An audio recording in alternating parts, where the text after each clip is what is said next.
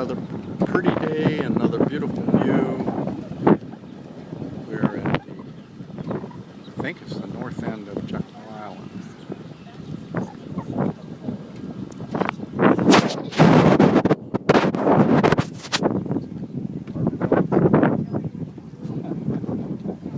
Okay, we're going to let you wander around and take pictures for a few minutes after we do. You got to listen to me for a few minutes.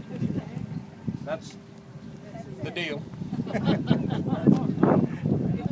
right, we got a few more people here. Maybe they're going to sit on. Some are staying on. Okay. All right, that's fine. All right, we're on the northwest corner of Jekyll, and as you walk around, we're going to release you for 10 minutes here, and 10 minutes only. I believe that my guests are like a sponge, and I should fill you up with your experience here. That's why we do a lot of get off and get on. So let's talk about some significant things here that you're seeing right here visually. Of course, across the way you see the bridge, which you'll go back over later. That's the tallest bridge in southeast Georgia, taller than the one in Charleston, Savannah, Jacksonville, and Tampa. Why is that?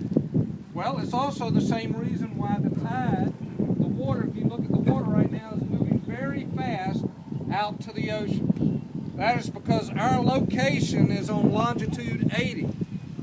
And if you look at a map, what that means is that we are due south of Akron, Ohio. Jekyll and St. Simons are the westernmost islands on the eastern seaboard. If you look at a map from Hatters, North Carolina, the coastline makes a big indentation in and comes back out by Daytona Beach, Florida. So the impact on that is we have a rise and fall of 10-foot tides. Look on the fishing pier. You see the black marks? That's when the tide comes back up. That's the average high tide. When it's low tide, you'll almost see mud right here. There's no other area on the East Coast except Maine and the Bay of Fundy that has that degree of tide change. Okay, we're the furthest from the continental shelf, 100 miles, than any other state coastline on the United States East Coast. And our coastline we'll talk about when we come around on the other side, what's on this side. Now, why is that bridge so tall? Well, that is the westernmost port on the eastern seaboard.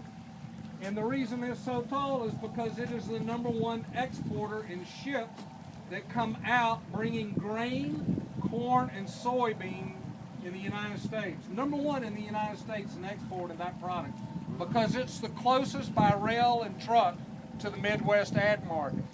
It's also the #4 in foreign automobile imports coming into the United States.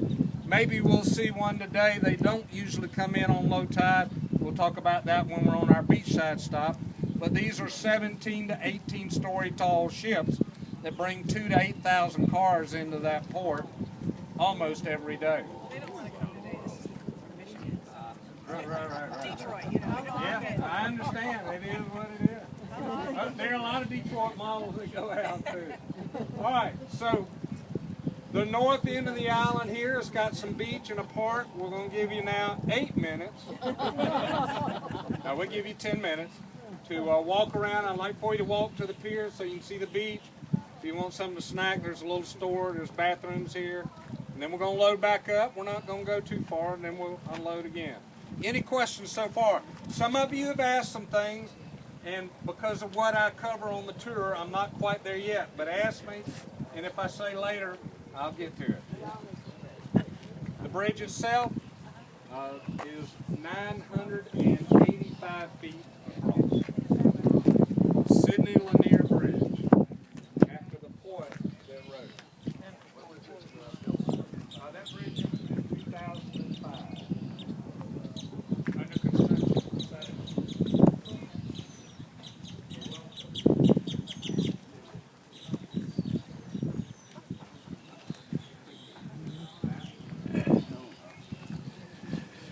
Just a beautiful day in the neighborhood.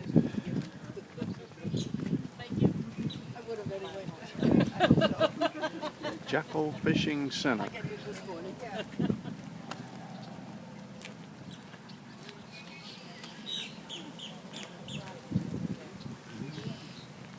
Like people come to the fishing. Yeah.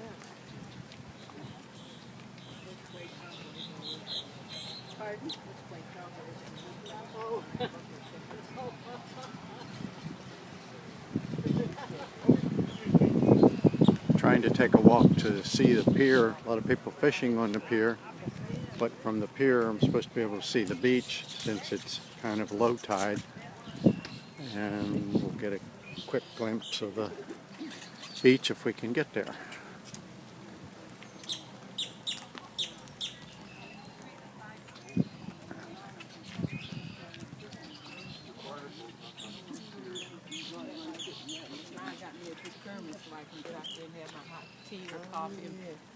Because I like to relax and sip on that. So when you come back next time, I'm going to have my own thermos so I can just sit and relax.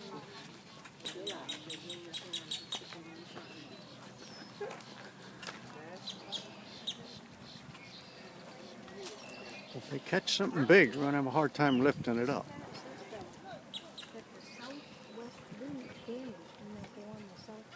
Beautiful. Said these piers, when the low tide is in, you'll see a lot of sand and muck.